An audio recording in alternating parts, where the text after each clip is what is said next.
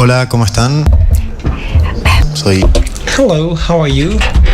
I'm one of the editors from Chai. We work on the translation of contemporary literature. I really appreciate that you came here to listen to Peter Orner, who wrote 2 wonderful books on love to books and the books that transform his life.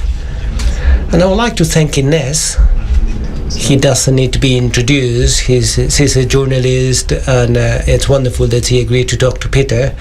Peter is a book writer. He writes, tells essays. He's wonderful, according to my opinion. He's a literature professor, so I hope you enjoy the talk. Thank you.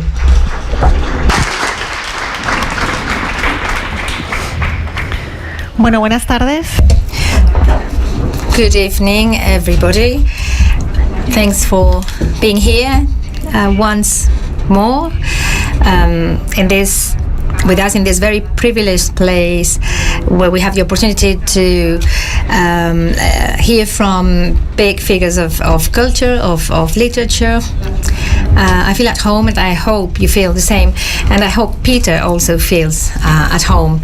And I hope you will retain this feeling at the end of the conversation. I have to admit that I had never read any of Peter Orner's books until this last summer. I had in fact heard about him because a friend had recommended that I should read his books. Apart from being a writer, she's one of the best readers I have known until, of course, I met Peter. This friend, a writer and reader, is the Chilean author Maria José Navia. She had, as I say, recommended you have to read Peter Orner, but you never find the moment that you truly want to find. And this is what we'll be talking about during the conversation. As I say, I had never found the right moment to read Peter's books until this summer. I think it was the end of July, beginning of August. I received a proposal to converse with Peter Orner during his visit to Spain, to Madrid specifically, in the Fundación Telefónica space. I received a message from Andrea Toribio saying something like, Inés, you are the appropriate person to talk, to speak with Peter Orner. It's like the planets have aligned with each other. Of course, I accepted Andrea's proposal, and I want to thank her for having given me this opportunity, by the way. And from that moment, I started reading Peter Orner. These 2 books here, published by Chai Publishing Company in Spanish, and then I started reading his books. And I'm not exaggerating when I say that reading these books changed my life. Changed my life as a reader, which, at the end of the day, it is one of the most important aspects to me. I started with Am I Alone? And then I went on to Still No Word From You. Both books made me question the meaning of my own fiction, of my own writing, even my own life. At the same time, I read the books before I suffered mourning process because of my dad's death, and I had to continue to go through that mourning while I read Peter Orner's books. So life and literature and life went hand in hand, and I managed to make it to this place where I am today, which is to say a lot. What is it that Orner has? My question would be, what is it that he does not have? I am shocked at the capacity, and I feel jealous for that. His capacity to bring together his personal experience with his readings, his capacity to write about his own life through the things that other people wrote before. He's an addict reader, and his writing is addictive. Thanks to him, I went back to other authors, other writers that I had forgotten, a little bit like Chekhov, like Jan Ries, Virginia Woolf, an author I had not read for a long time. And I have also found out about other writers, other authors that I did not know before. I thank you for all this, Peter. Thank you for writing, and thanks for reading in the way you do. My first question, and I would like to make it a conversation. I will later give the floor to all of you so that you can be the ones who ask questions to Peter. But the first question from me has a lot to do with the first book, Am I Alone Here? Peter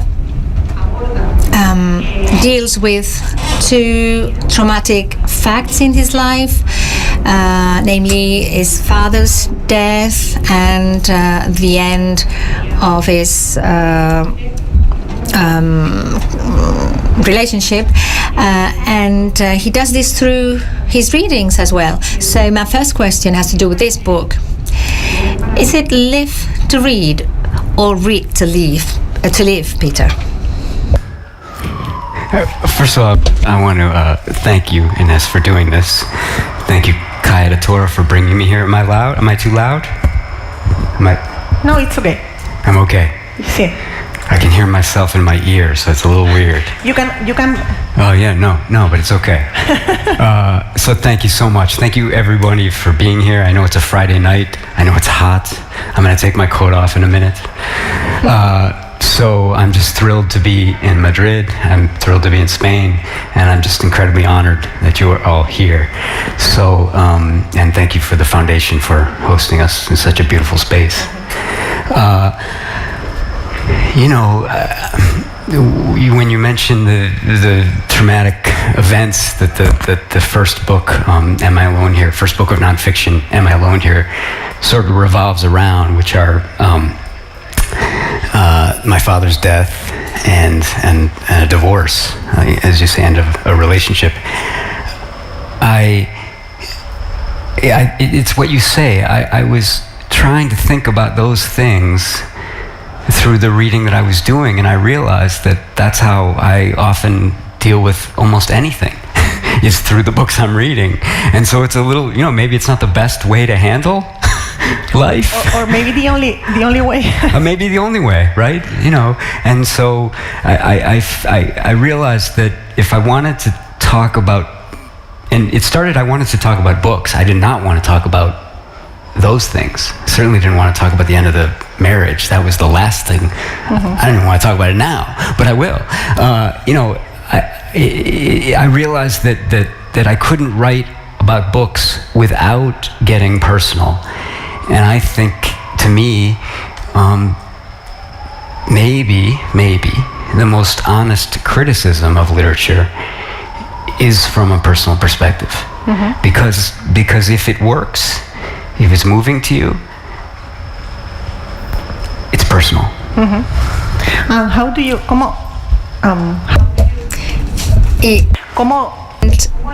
and how do you handle the difficult balance when it comes to writing about these so traumatic personal events, such as a father's death or a divorce? How can you manage to achieve this balance between the personal side and fiction, the personal side and literature?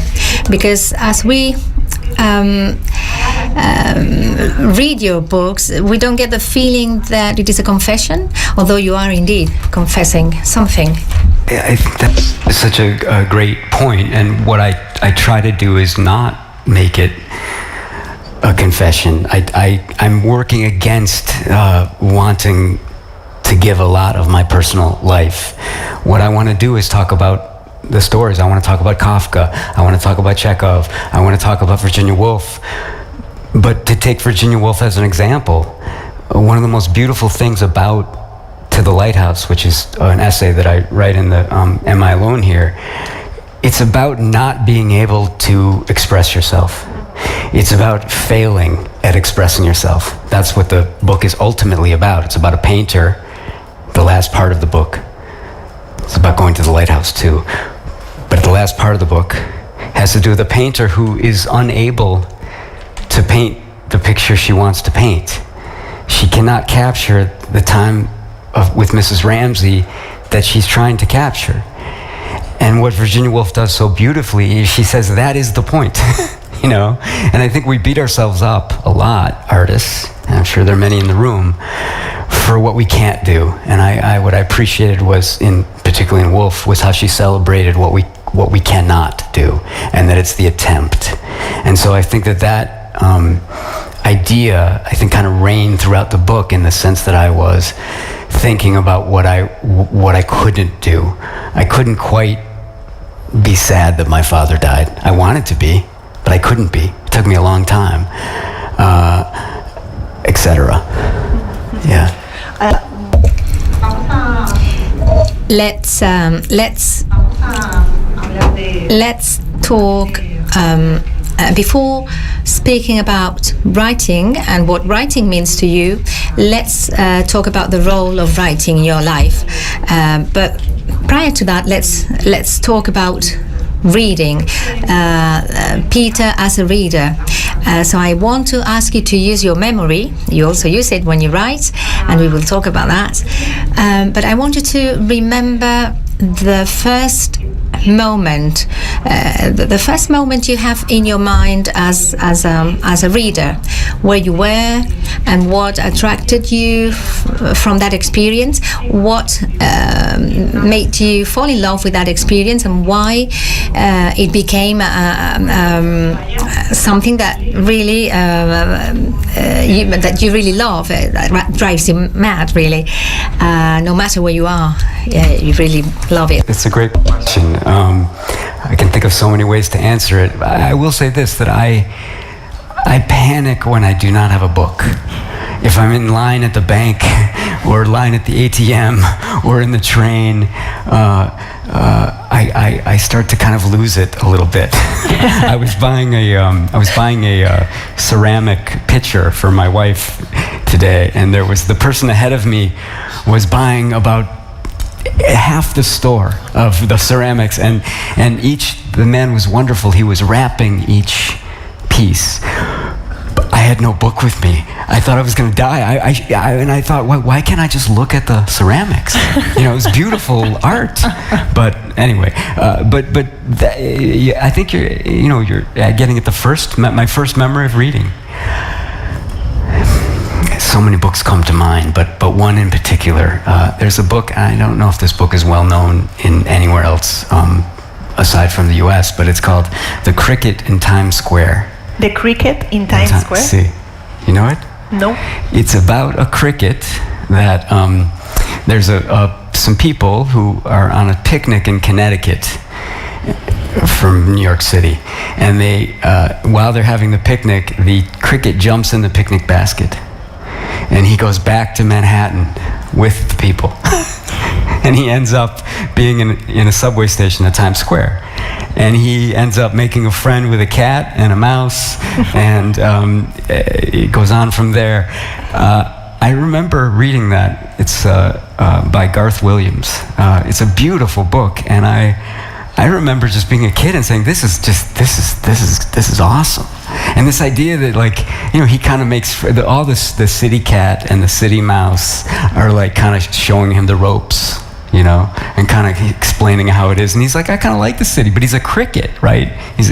Anyway, that to me, was, I don't want to say magical, because that sounds a little... No, but it is. See, it's magical. Yeah. I'm going to own it. It's magical. It was something that has stuck with me forever and ever. And I read that book to my 6-year-old a couple of months ago, and it didn't have quite the same impact. No? No. So you were disappointed? He liked the James and the Giant. Anyway, but I do think that there is one, and what I love about this question really, is that we all have them, and hopefully maybe people in the audience were thinking of their own times like that. You know, we all have those moments that have stuck with us, and kids' books are more powerful than any other book because kids don't accept the bullshit of that adult readers will. You know, kids will put the book down if it's boring. Unlike us, sometimes we will stick with it. And you do? Sometimes, not all the time. I try not to. If I'm bored, usually, yeah. Okay, because I don't. You stick with it. I have to finish. You're one of those people, yes. I am one of them. We should talk about it. We should. Yeah. But you feel it's a generosity. You're a generous reader, and that you know, to me. Yeah. So I could tell you're generous even to people maybe who, you know. But maybe because I'm a writer too, so. See, it's respectful. Yeah. Yeah, because when a reader comes to your work, to your writing, so it's an honor. Yeah. I think It isn't? You're kinder. Yeah. Bueno, para que vean. Okay, just so you see what reading means to Peter and how it forms part of an inseparable duality with his writing. I think Peter is defined by reading as he is defined by writing, and one is really feeding the other. Let me read a very, very short paragraph of Still No Word From You. For a long time I believed that reading would in some way make me a better writer, so I would read to be able to write. I would justify the many hours I spent reading by saying that it was helpful for my work. It is really laughable at now, but even so I came to the conclusion that reading keeps me alive. Is this true? Later. It's interesting to hear your own words translated back from the. It's fascinating, and I want to thank the translator who was somewhere. Yeah, there. Thank you. And you know, as I've been going around Spain, I've been apologizing for my Spanish, and so I'm going to do so here real quickly. I apologize for my Spanish because, as I've told Santiago, my editor, many times, I come from a Spanish-speaking country, and it is shameful of me to have as many years of Spanish and still be struggling. So next time I come to Spain, I promise I'm not going to, even though I love the services, I'm not going to need it. It is recording. It is recording. See, yeah. I want to be held to it.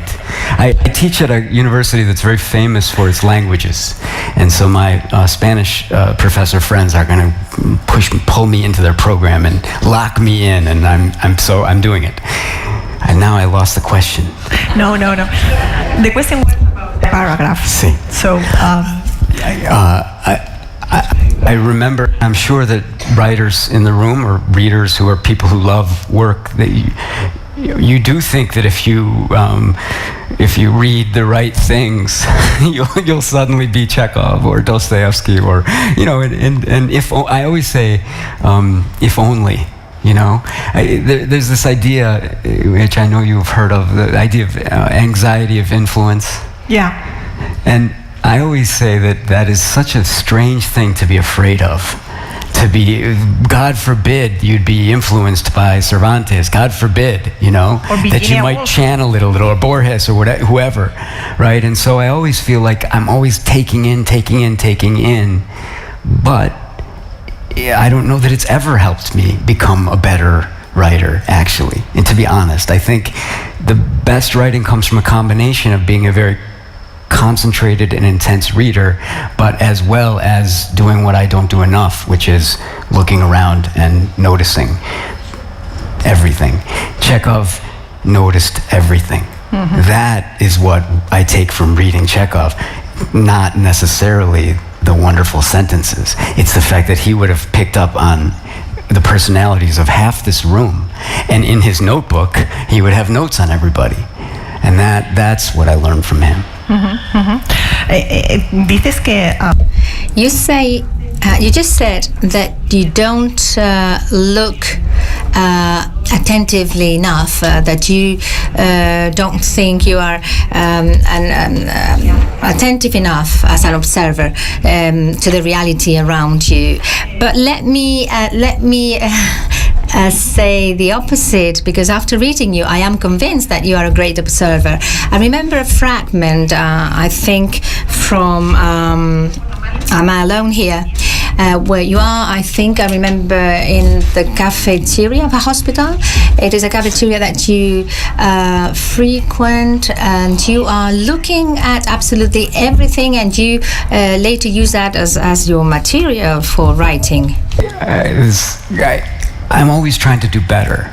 And in that essay in particular, I was reading Chekhov at San Francisco General Hospital, in the cafeteria at the hospital, which when I lived in San Francisco, I lived near the hospital. And it was the best place to get stories, you know? And so... Emotions. It was incredible. Yeah. I mean, and you'd hear doctors saying the most horrible thing about their patients, you know? I mean, you can't believe the things these people say. But I very much was reading Chekhov to kind of just train myself to be looking around enough, because, you know, I thank you, but I feel like I need to do it more. Mm-hmm. And I feel like all the things I miss are hurting me, not just as a writer, but as a human being, you know? And sometimes you walk around and you know, you have tunnel vision, and I do that too. But I forced myself in that cafeteria, which I would go to pretty frequently, to take it in, you know, to take it in without agenda, just to take it in, you know? And listen. Yeah. But if you read, you can listen. See. So you have to choose. It's true. Yeah, and I'm often, I don't know about you, but I'll be reading. Today I was in the library at the museum, the Sofia Museum. Reina Sofia. A beautiful library, and I would read it, but then I would be watching the people work, and you know, so it's constantly. I'm very distractible. Are you distractible when you are out? Are you very when concentrated? I'm reading? No. You are. Yeah. So focus. Yeah. I wish I could be. You know, I'm like, you know, so. I need to be in a locked room with no windows and nobody. But and what about writing? Can you write wherever, or? I can usually write wherever, and I can read wherever. I once heard something about Murakami, the Japanese writer, where he puts himself in a dark room with just one light and nothing else. A table to and write? And no books, nothing. Yeah. And that's when he creates these beautiful books. I wish I could do that. I need my poetry near me. I need Chekhov near me. I need whatever novel I'm reading, and because that feeds it. But you know, everybody's different. But that sense of concentration I admire very much. But my desk is quite messy. Sí. Okay. Para que. Just so you see what writing means to Peter, there is a phrase.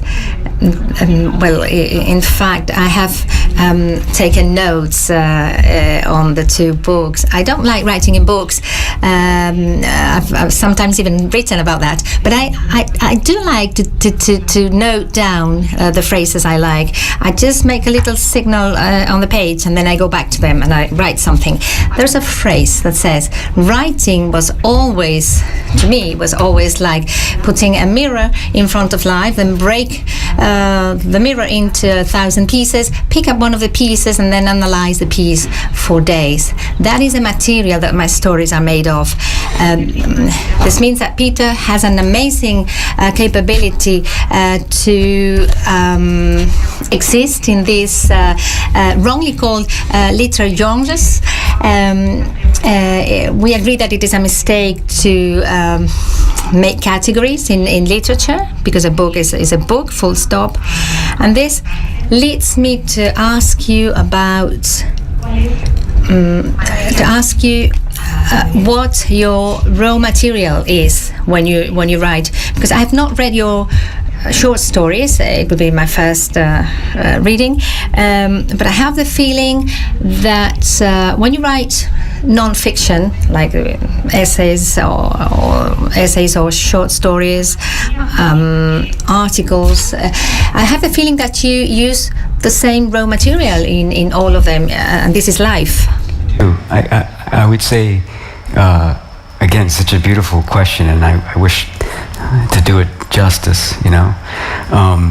But I would say that my raw material, above all, is memory. Mm-hmm. And I would say the difference between the fiction that I work on and the nonfiction is in the nonfiction I'm working with my own memories, and in the fiction I'm working with what I imagine other people's memories are. That's the difference. And it's, you know, it's an interesting thing, but I love to think about what other people's memories might be, you know? And they might be sort of a riff off my own. But I think with these two books in particular, I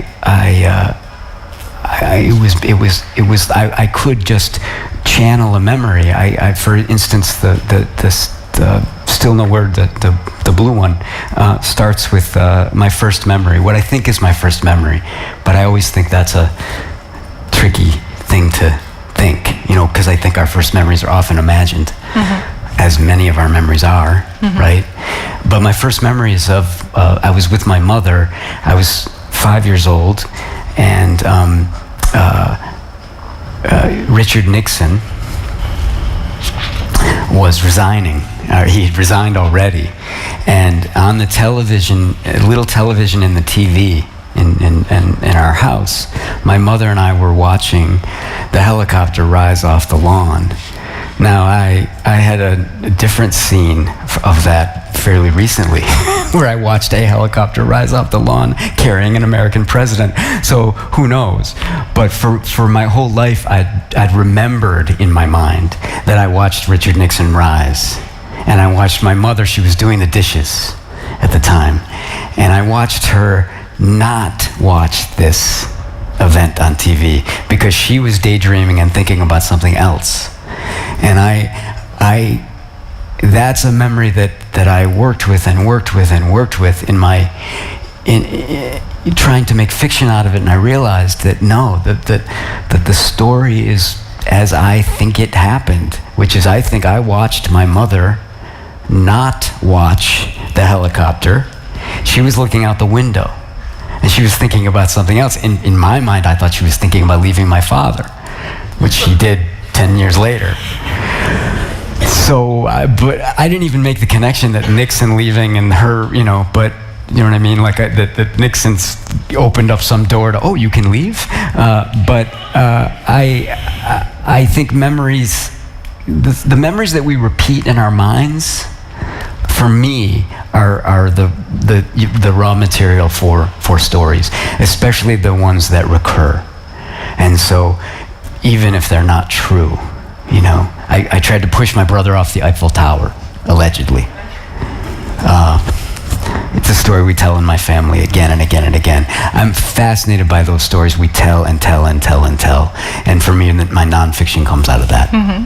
Porque además de contarnos... In addition to telling us all these stories, every time we tell them once and again, we reconstruct, we rebuild them, and it never happens that a story you tell a second time is the same as the first time. And you use the magical expression. This is the magic of fiction. This piece that is the beginning of the book that Peter was mentioning now is entitled Houses Have Memories, or Houses Remember, Edna O'Brien. I really enjoyed coming up with this piece through Edna O'Brien because I was fortunate to know her in her London house, and I found it to be a magical moment. All these beautiful literary coincidences that do happen sometimes. Edna O'Brien is also a writer who, like you, has been able to combine, like few writers have been able to combine, the personal and the literary. So just to hear about your experience with Edna O'Brien, she's wonderful. Yeah, she's gorgeous. And absolutely, she works with memory in ways that have helped me over the years for sure. And I think of a story called The Doll. Yeah. This little tiny story called, yeah, isn't that a beautiful story? Where, so, I mean, that story's taught me so much about writing about memory. And also fictionalizing memory, right? I mean, I believe that may be a memory of hers. However, I think I like to imagine she imagined it as someone else's memory, and that kind of helps me too. But writers like Edna O'Brien, they're so rare, right? But I think that she understands that I think that imagination and memory are just intrinsically linked. Estamos hablando mucho de la... We are talking about memory a lot. In Still No Word From You, I think I can, off the top of my mind, I think there is a moment when Peter talks about his father. He talks a lot about his father, his mother, his uncles, his aunties, his brother. And there is a moment when you say something I find beautiful. This is the fact that there are many characters in your stories that are based on your father, and your father knew that, but he never showed any. He never showed that he didn't like that. You do say in your book, I regret having revealed all the shit from my family. I'm really sorry that I revealed that, but it wasn't your family because it is fiction. That's something I think a lot about. My father was a great fictional character. He was also a real guy, I suppose with feelings. I'm not sure, but sorry, Dad. He was what I loved about my father. He was a difficult person, and he loved Madrid, by the way. Really? He did, yeah. Oh, okay. Yeah, I forget. He would talk about some hotel, not the one I'm staying at, but a beautiful hotel. He loved beautiful hotels. That was his thing.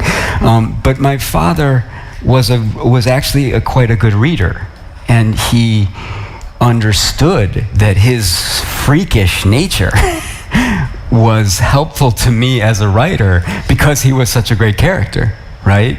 And so he would read about himself in my novels and short stories, and at one point he did say, "Please stop."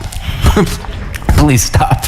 But I did, and this maybe it feels bad to me, but he understood it, that I had a scene where he passed away in a scene in a Brooks Brothers store. Sí. It's a clothing store. Sí. And that he loved. And I killed him in the Brooks Brothers, which maybe was not the nicest thing to do. But he understood that I was making characters, and he understood that a lot of fiction comes out of, what we work with real people. But it was interesting to actually try to write about him as he was, and not as a fictional character.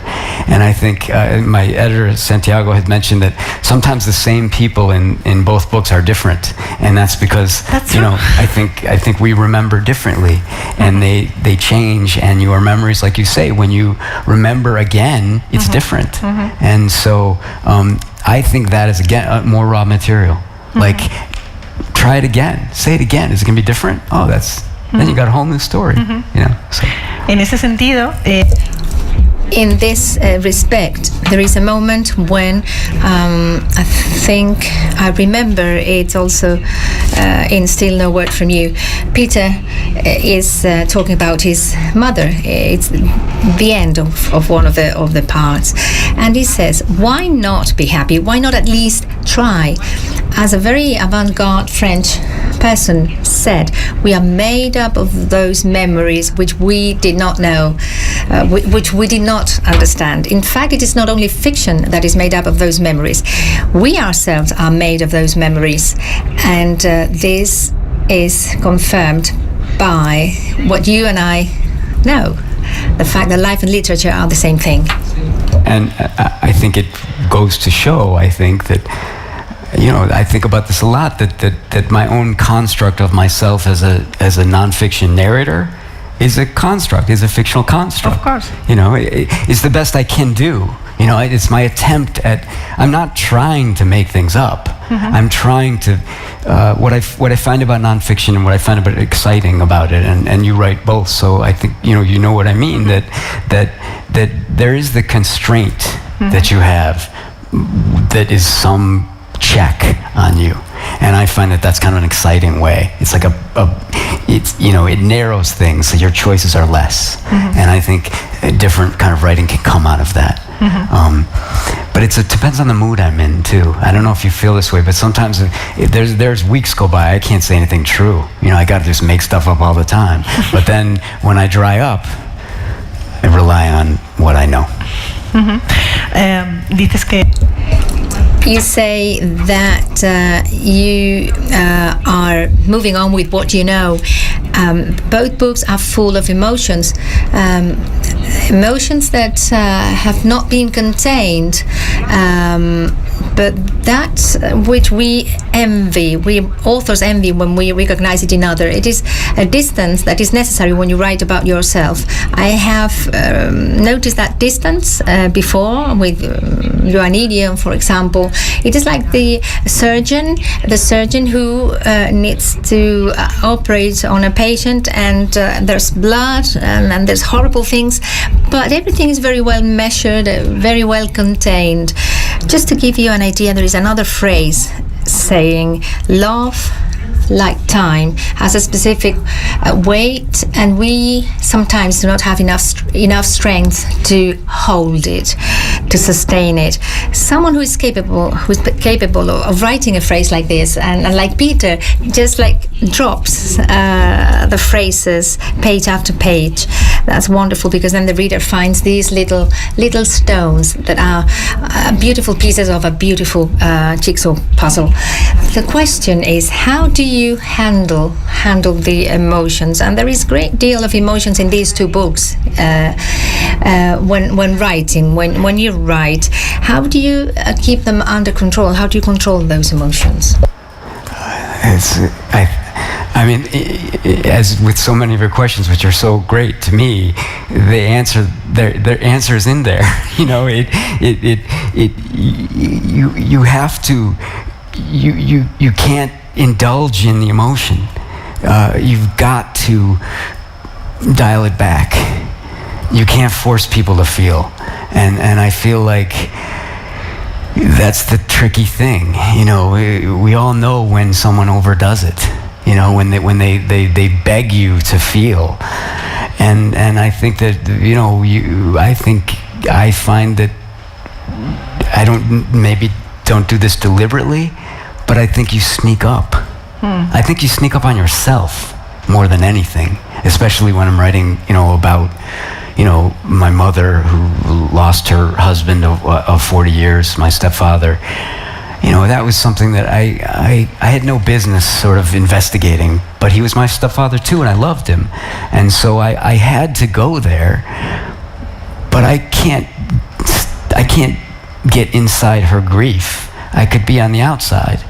And so there's a scene that I described where I was walking along the beach with my mother after the death of my stepfather, and I was trying to cheer her up, and I said, look at these trees. It was a winter day on Lake Michigan in Chicago, and the snow looked like it had been spray painted on the trees. It was very strange. It was like the wind and the snow, it kind of attached to the tree, and I said, Mom, look.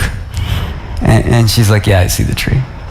And that it struck me as she wasn't interested in the tree, and that I think was getting at a little bit of what she was going through, is that she couldn't even notice something that on a given day she'd talk about that tree for 20 minutes. She was an art administrator. She loves anything artistic, and she would have picked up on that. But I think the fact that she didn't, I thought it was maybe enough to just describe that. Where she says, I see the tree. that was, I guess, my attempt at doing what you said, is trying to capture some emotion without forcing. Y ahí entra en juego. And this is in those moments and in other moments, many other moments in both books, among the pieces making them up, there is humor. Suddenly you are reading a paragraph which is more intense or maybe sadder, that can make you melancholic, and then all of a sudden Peter spurts out something that is humor, and it is this wonderful tool that we writers use to be able to continue telling something and to be able to continue living. I like the idea of writing as a tool, of humor as a tool, like a hammer or something, yeah, I mean, I think it's what gets us through everything, I think of one of the writers that I revere, and that actually a quote from him opens the Am I Alone Here book, a writer, Harabal, a Czech writer, and he has a beautiful novel called It's Solitude of, I'm blanking on, it's been a long day for me. It's my favorite book and I can't remember the title. Yeah, that's a problem. It's in there. What is it called? No, it's here. Help me. Eso es. ¿Sí? In English? A solitude so loud. Too loud a solitude. Too loud solitude. Isn't that a gorgeous title that I could not remember? Too Loud a Solitude. It is a hilarious book. Maybe the funniest book ever written about suicide. And I don't say that lightly. I mean, it's an extremely devastating book. But Harabal makes you laugh on every page, and even the last one, And so I think for me, I'm very suspicious, actually, of good writing that isn't funny. To me, that is a step below greatness, and I try and aspire to it. God knows, I'm thrilled that something seems funny, especially if it's translated. And I worked very hard with my translator. It's wonderful, and he would sometimes write me questions, Damian, and he would say, what are you talking about here? What do you mean? And we would work it out. And so I think it helped him in the translation because he's terrific. But I think it's essential. It's essential to get us through life, so it has to be in our books. Hay una. There's one category or maybe a label. We will be talking about genres, but I would like to put something on the table which has to do with a wrong definition that says that somebody is a writer of writers. This definition came to my mind when I read the part you wrote in one of the two books about James Salter, and how Salter, who was a great American writer, we, Peter and I, recommend you to read his works. Maybe Peter will recommend to read his stories, published in Salamandra Publishing Company. I would recommend Light Years, which is a wonderful novel. But Salter was always regarded as a writer of writers, and this recognition from the critics did not arrive until he had died. I would like you to deepen into this dreadful, from my point of view, definition of writer of writers, and we might as well talk a little bit about the literary glory.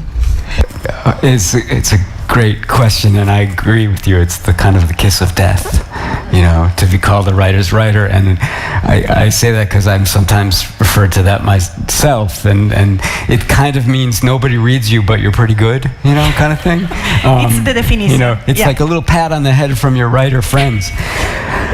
That said, it has often been associated with some of my favorite writers, including James Salter, including Richard Yates. Yes. Often Richard Yates was cursed with this title. And so, I think it is a sign of great respect from people who know what they're doing, And so it's a double edge, right? It's almost like when if people say to you, "Oh, your writing is so poetic." It's kind of like so lyric. It could be right. Yeah. It could be good if someone had a great love for poetry, because poetry is the highest form of literary art. So it should be the greatest compliment, and yet it does have. But this, no. Yeah. See, unless there's someone is a Dickinson, Emily Dickinson scholar or something. But I do think that there's a reason somebody would call James Salter that, and that's because he was on a sentence level extraordinary. He could do something with one sentence that many writers would never even attempt to do, and he can do it. Light Years is an interesting case. In my view, I love Light Years. I don't know if I say this in either book or only in my head. There is a song about Light Years. Is it? Really? Yeah, it is from a group, The National. Oh, no. Yeah, yes, The National. See, The National? Of course they would be. That makes sense now, actually. Light Years. See. Okay, you have to listen it. I will. Yeah. But Light Years can be at its worst moments, and it has some, a little bit pretentious, right? Even though I was in Zaragoza, I said this, and somebody I thought was going to hit me. You can't insult Light Years in Spain, which is amazing, actually. Yeah. It's. I'm not going to hit you, okay? No. Maybe I deserve it. But one time I really did. I have a scene where I throw a book out the window of the car, but I didn't do that. What I did with Light Years is I threw it across the room. But then I ran to get it because I missed it so much, right? And so there's something about certain writers who you can't believe what they try and do. And even when they cross a line, and I would say my criticism of Salter with love is sometimes he's too luscious. He's too luscious. It is too visual. It's too much light. It's too much. And then he will kill it with a sentence that doesn't do that. And so I love him for the mistakes he makes. And I think one thing that I would say is that with the writers that we love the most, I think we should honor when they actually mess up, because I think there is where the love for that writer is, I think, is in their imperfections. And so, I criticize that book out of love, really, because it's not a perfect book, and it will never be a perfect book. Maybe in Spanish it is. But anyway. It can be perfect. I would argue with his stories being the best, but that's what it's. I met him in his house in Hamptons. And O'Brien, and now James Salter. Nice, very nice. I'm a lucky person. Yes. Very lucky. He was nice guy. Very lucky person. Kind. He was a nice guy, but he was so sad because I talked to him about his last novel. Sí. He published it when he was like 90. The year he died, Yeah. And it's like, now the glory? Yeah. And what about all the previous years? Sí. Nobody wanted to talk to me. Nobody wanted to review me. And now you come here. Writers, they're always crying. They're always crying. I mean, Salter did fine. He had a house in Aspen, Colorado. I think he's doing okay. But anyway. So, what about glory? I think glory is a fleeting thing, Yeah. And I think Salter knew that, of course. And, it's not why we do this. It's not why he did it. Of course. And I think, it actually doesn't help you when you're alone trying to do the work, I mean, but of course it's nice. I think, unfortunately, we're running out of time, but I would not like to. Would you prefer? So I'm listening there and listening here, and so it's almost like I'm. It's like so. Yeah. I'm schizophrenic. No? Yeah. Okay. Lauri. The last question is one that I would not like to not ask before the end. It's about genres and this mania of calling something a novel or fiction, non-fiction. Isn't it absurd to put labels on everything when literature is, at the end of the day, literature? Do you ever think about this distinction of genres when you write, when you read, and when you write? I'm with you 100%. I think that, in the U.S., certainly in the publishing world, we have an obsession with the first question my agent will ask, well, what is it? What is it? And I'm like, Ellen, it's... And then if I start to pause, she'll be starting to alarm. You can see her getting worried. He doesn't know what it is. He doesn't even know what it is. So I do think that as writers know, and as painters know, and as anybody who tries to make things know, is sometimes you don't know, And what I am attracted to, the great thing about this is there's so many books that aren't categorizable. And I'm often drawn to them, And so I think in spite of the labels, there are people who are constantly pushing that boundary. I think of what Borges did with the short story. He invented a whole new way of telling a story through kind of an essayistic form, and also because we were talking earlier about Spanish writers, there's a what you said was a novel, which I didn't even know because I read it as something totally uncategorizable, and that's the Javier Marais book. In English it's called The Dark Back of Time, which seems to be a non-fiction book about him writing a novel. In Oxford. But I think it is actually a fiction book about him writing a fiction book. And it's extraordinary. And I remember thinking, and it has photographs and it's wonderful. But to answer your question, on a good day, I'm not thinking about it. And on a bad day, I am, like this morning, for example, I was in the library working, which was great. I got in. It took me a while. I had to give my whole life to get into that library. But on a bad day, I'm worried. How is this going to be received, or what's my editor going to think, and where are they going to put it on the shelf? And for both of these two books, that was a challenge. My publisher in the U.S. was saying, well, is it a memoir or is it literary criticism? And one day I would say memoir, and the next day I would say literary criticism. And so they just said memoir / literary criticism. So, but that didn't help the bookstore, So, but I do think I'm drawn towards books that you have a hard time saying, well, exactly what this is. Those are the kinds of books that I love, and I have a whole list in my head. La última. The last question is, I think, a little bit difficult to answer, if not impossible. If you had to choose between continuing reading or continuing writing, what would you choose? There's no competition. There's no competition. The true horror would be if I was the last person on earth and I only had one book and it was my own, I think I would die. So the answer really is, reading is just, it is, writing is what I do, and I make a living, and I'm very, very grateful and very lucky that I've been able to. But reading has something almost entirely, they're related, but reading is, if I wasn't a writer, I would certainly read, and I know that what I'm very grateful for is that for those people that are out there, and we love our writer friends, right? But what we really writers in the room know, we want readers, and we need readers, and we just, and those are the people that we're speaking to, and that we're having this strange private conversation with.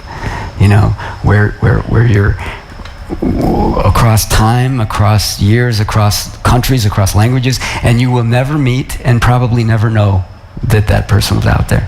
That's the thing. And I like being that person. And like when you said you didn't put down a book and finish, I think that's just such a respectful and really generous response to a reader to a writer who may never know. You know, you're doing it almost. I mean, you're not writing them and saying, "Hey, I finished your book." I mean, sometimes you are, but you know, you're doing it out of this sort of communication, this invisible communication, and that to me is what drives me as a reader. Bueno, pues ahora es. Well, it's time to open the floor for questions from the audience. If you would like to ask questions, I see someone raised his hand.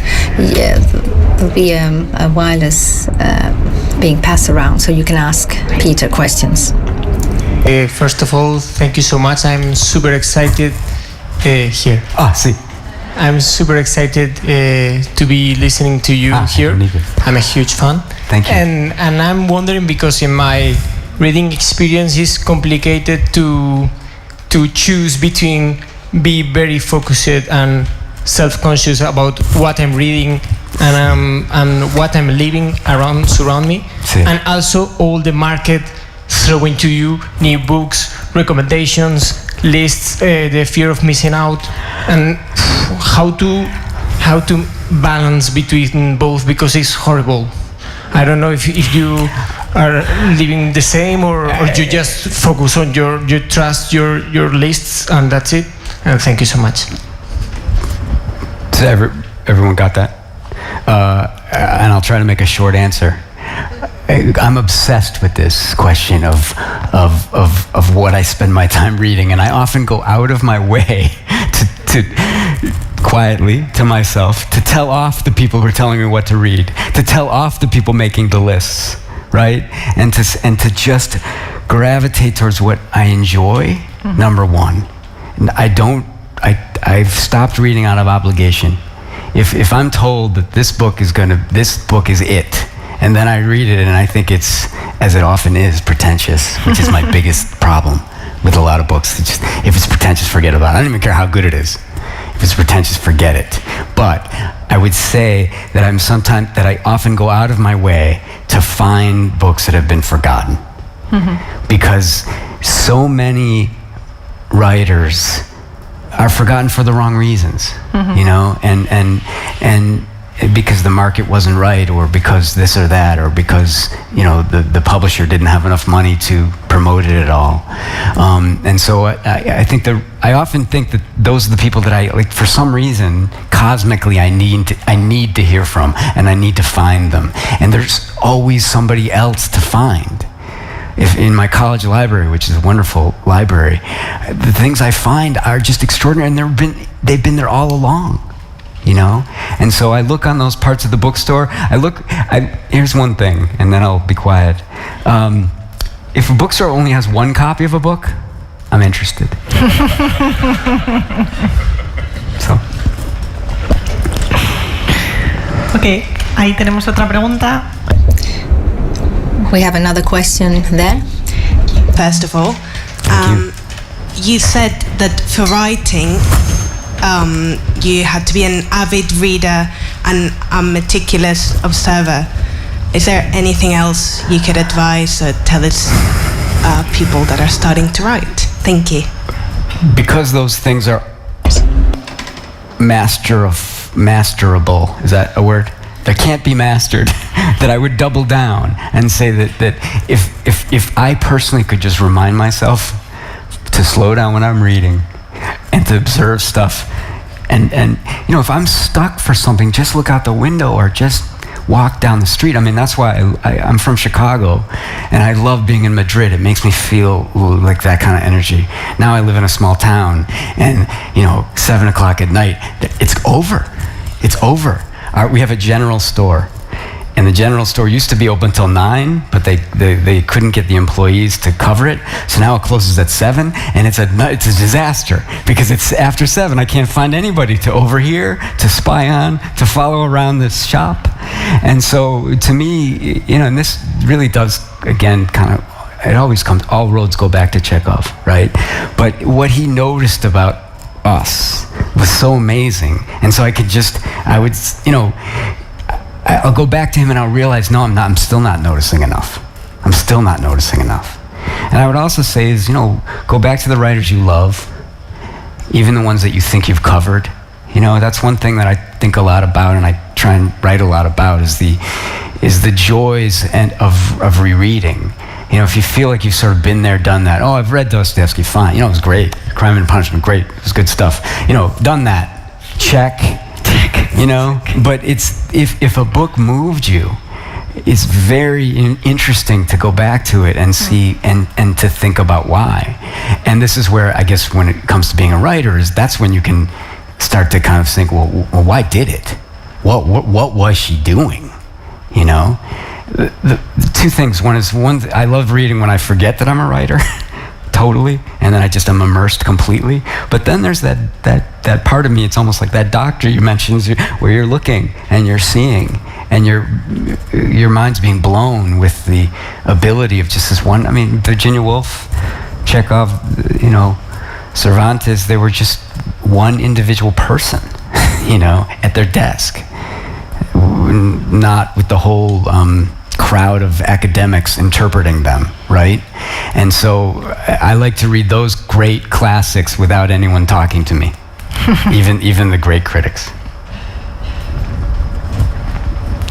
I hope that helps a little. Advice I can give you. Ahí tenemos otra. A comfortable chair. Good shoes. Yeah. Hi, Peter. Hi.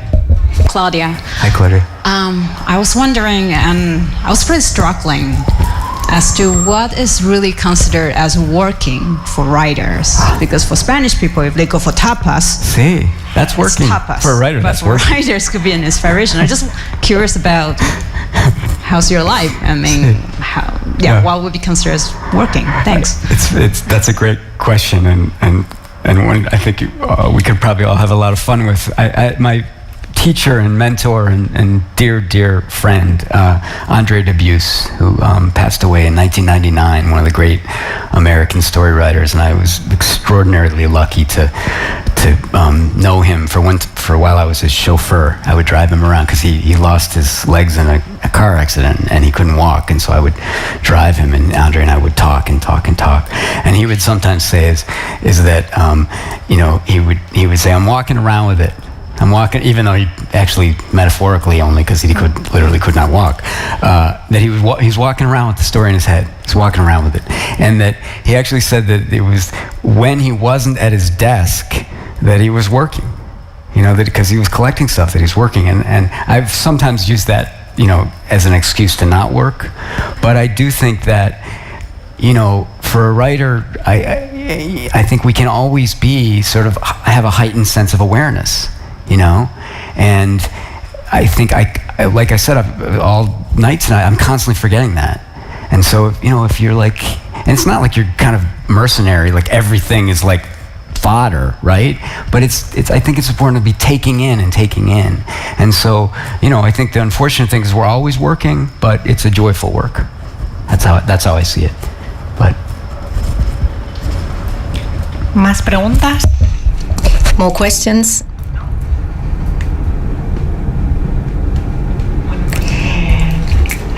Well, we would like to thank Peter for this conversation and for his writing, for his readings, and we would like to thank you all who have been with us today. Let me tell you that Peter will stay for a while to sign his books outside the auditorium, so if you would like to come up, you will be delighted to sign his books. Thanks very much. thank you, buddy.